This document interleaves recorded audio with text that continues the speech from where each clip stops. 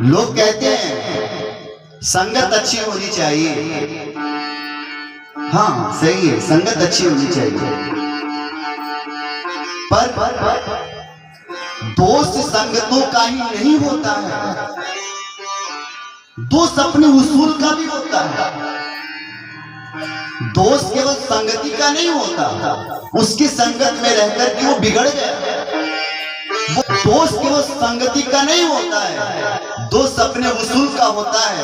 यदि दोस्त संगति का ही होता ना तो गुलाबों के साथ रहकर कांटे भी खुशबूदार।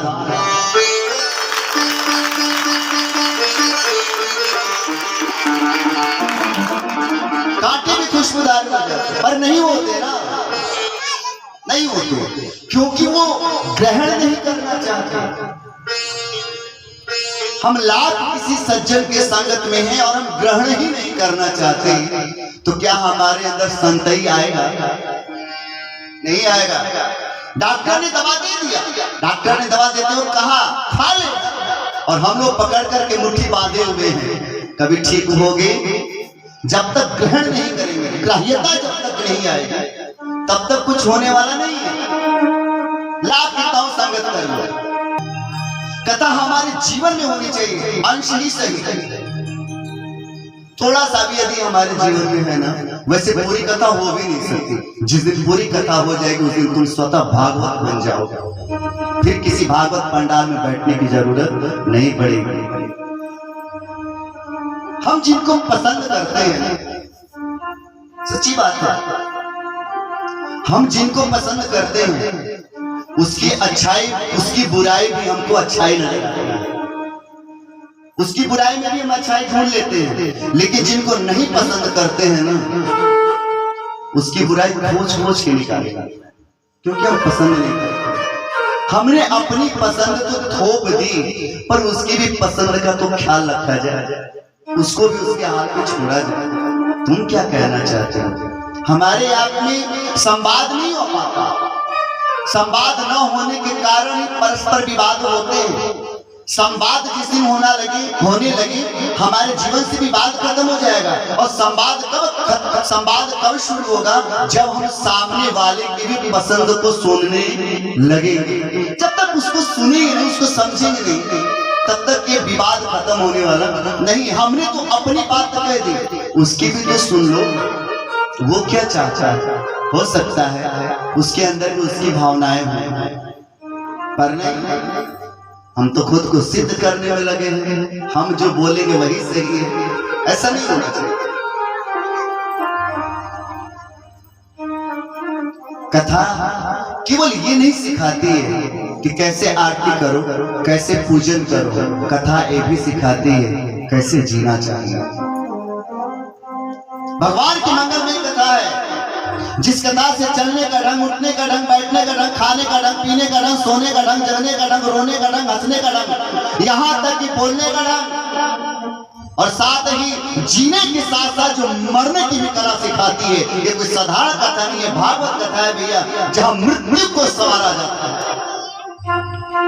कथा में सिर्फ इसलिए ना हो कि चलो 4 घंटा टाइम पास हो जाए, नहीं, कथा ये आत्म मंथन का विषय है। थोड़ा सा मथानी लेकर आओ और मथने का प्रयास करो, क्या पता कहीं किसी कोने से कन्हैया का प्रिय माखन निकल जाए, क्या पता। बोलो राधे राधे। कहते हैं हे सुत जी, ये जो श्रीमद् भागवत कथा है 7वें दिन क्यों? 7 दिन में सुनने की प्रथा क्या है? सूत जी कहते हैं कि सनत कुमारों ने ये प्रथा शुरू की 7 दिवसीय। ध्यान से सुनना। शौनकादि कहते हैं प्रभु जरा वो हमें बताइए ये बात कब हुई, कहाँ कैसे हुई, जब से भगवान की मंगलमय कथा 7 दिवसीय प्रारंभ हो गया। सूत जी कहते हैं एक बार नारद जी जा रहे थे तो सनत कुमारों ने नारद जी को देखा और नारद जी का चेहरा उदास था। कहते हैं कथम ब्रह्मन् दीन मुखा कुतश्चिंता तुरो भवान्। हे ब्राह्मण देवता, हे नारद जी, आप उदास क्यों हैं? नारद जी कहते हैं क्या बताऊं? सनत कुमार कहते हैं कि नारद जी हद बताइए, क्या कोई चोरी हो गई क्या? लेकिन आप लोग तो ऐसा कोई धन ही नहीं रखते जो चोरी हो जाए। आप लोगों का धन तो स्पेशल होता है, जिसको कभी चुराया नहीं जा सकता, और जिसको कोई चुरा भी लेना तो घटने वाला नहीं है, ये बढ़ जाएगा। नारद जी कहते हैं बात तो सही है, लेकिन उदासी का कारण ये नहीं कि हमारा कुछ चोरी हो गया।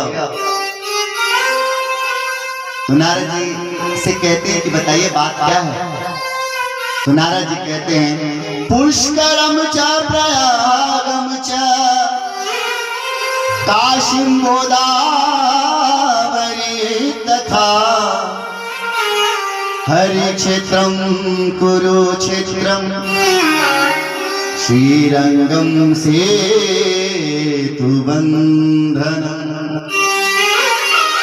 मेरा मन हुआ कि चलो जरा धरती पे भ्रमण करके आए। कहाँ नहीं गया महाराज, पर कहीं हमको शांति नहीं मिली, कहीं शांति नहीं मिली। मैंने सोचा कि चलो संतों के पास चलते हैं, चलो संतों के पास चलते हैं। संतों के यहाँ गया तो वहां तो और विचित्र दशा देखी। जरा देखना हमारे समाज की विडंबना भी, भागवत किसी को बख्शा नहीं है, वेद व्यास जी ने किसी को छोड़ा नहीं। नारद जी कहते हैं मैं संतों के पास गया, लेकिन वहां जब जाते हैं तो देखते हैं पाखंड निरतः संतः। जब संतों के यहाँ गया तो सबसे ज्यादा हमको क्या देखने को मिला? संतों के यहाँ पाखंड बहुत देखने को मिला। अब जब गांव में कभी चर्चा होती है तो लोग कहते हैं कि तुम पाखंडी हो। साधु बाबा लोग तो ढोंगी होते, पाखंडी होते, लेकिन पाखंड की परिभाषा भी तो जानो। केवल साधु संत पाखंडी नहीं होते हैं, वो हर व्यक्ति पाखंडी होता है, जो अंदर कुछ और हो बाहर कुछ और हो। एक चेहरे पे कई चेहरे लगा लेते हैं लोग, वो हर पाखंडी है, जिसकी भाषा में कुछ और आशय में कुछ और हो, बोलता कुछ और हो, सोचता कुछ और हो, हर पाखंडी है। जो अपनी ही अपनों को ठगता हो, अपनों को ही लूटने का प्रयास करता, वो भी पाखंडी है। जो साधु संत पाखंडी नहीं है, वो भी पाखंडी है। पाखंड केवल साधु संत नहीं है, वो हर जीव पाखंड है, वो हर व्यक्ति पाखंड है, जो अपने ही परिवार में व्यापार करता है, वो हर व्यक्ति पाखंड है, पाखंडी है। नारद जी कहते हैं संतों क्या गया, पाखंड नजर आया। मैंने सोचा कि चलो गृहस्थों के पास चलते हैं। तो गोस्वामी जी लिखते हैं कि तपसी धनवंत दरिद्र गृही कलि कौतुक तात न जात कहीं। मैंने धराधाम पे त्यागियों को माला माल देखा है और गृहस्थियों को कंगाल देखा है। रास्ते में एक महल दिखाई दिया, मैंने पूछा किसका महल है? तो लोगों ने कहा ये महल त्यागी जी महाराज का है। बोलो राधे राधे। घर में से बच्चों की आवाज आई, मैंने पूछा ये किनका घर है? तो ये महाराज, ये ब्रह्मचारी महाराज का घर है। तरुणी प्रभुतागे शाल को बुद्धिदायक कन्या विक्रयणो लोभा दंपति नाम चकलकनम। मैंने जब गृहस्थियों के यहाँ देखा तरुणी प्रभुता की है, श्याल को बुद्धिदायक है, वहां तो साले साहब की चलती है, देवे जी की सत्ता है, उन्हीं का शासन प्रशासन चल रहा है। माँ बाप की सेवा कब तक? जब तक उन्होंने तिजोरी नहीं सौंपी है। जैसे तिजोरी की चाबी पकड़ाई बहू रानी को, जैसे तिजोरी की चाबी पकड़ाई बहू रानी को, तो तिजोरी गया अंदर और सास ससुर की चरपाई हो गई। तो मैं सबसे कहूंगा, जब अपनी बिटवा की शादी कर देना तो चुपचाप तिजोरी पकड़ाकर स्वतः चारपाई बाहर कर लेना। बहुत टीटी टीटी मत करना। इससे पहले कि तुम्हारा बेटा, इससे पहले कि तुम्हारी बहू तुम्हारा हाथ पकड़ करके बाहर निकाले, भैया स्वेच्छा से बाहर हो जाना। मैं यहाँ की बात नहीं कर रहा हूँ, मैं तो अपने यहाँ की माताएं तो दिव्य हैं। सास बहू की अच्छी खासी पटती भी है। बोलो राधे राधे। कहते हैं नारद जी की महाराज, कन्या विक्रयणो, कन्याओं की बिक्री होती है, शादी नहीं होती। विवाह नहीं होता है, ब्याह होता है। शादी नहीं होती है, व्यापार होता है। और सच्ची बात तो ये है, मानव समाज है एक हाट। ध्यान से सुनना सभी। मानव समाज है एक हाट, बेटे वाला व्यापारी है और खरीदार वही बर पाता है जो देता कीमत भारी है। और याद ये भी रखना, यदि दहेज का प्रबंध नहीं, धन दौलत भली प्रकार नहीं। यदि दहेज का प्रबंध नहीं, धन दौलत भली प्रकार नहीं, वो कन्या गौरा से ही क्यों न हो, पर बर वाले को डिमांड करने वाले तो यहाँ तक डिमांड कर जाते हैं कि भैया हमको तो राजदूत चाहिए, कन्या भले जमदूत मिल जाए।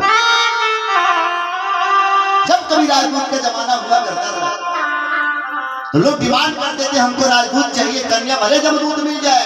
जमाना बदला है, डिमांड बदली है। अब तो लोग सीधे सीधे कार मांगते हैं। पर मैं निवेदन करूंगा व्यासपीठ से, कारों का लेना देना छोड़ो। मांगना है तो बेटी के बाप से बिटिया के रूप में संस्कार मांग लेना। संस्कारी बिटिया तुम्हारे घर में आएगी तो तुम्हारा भी घर उद्धार करेगी। और वहां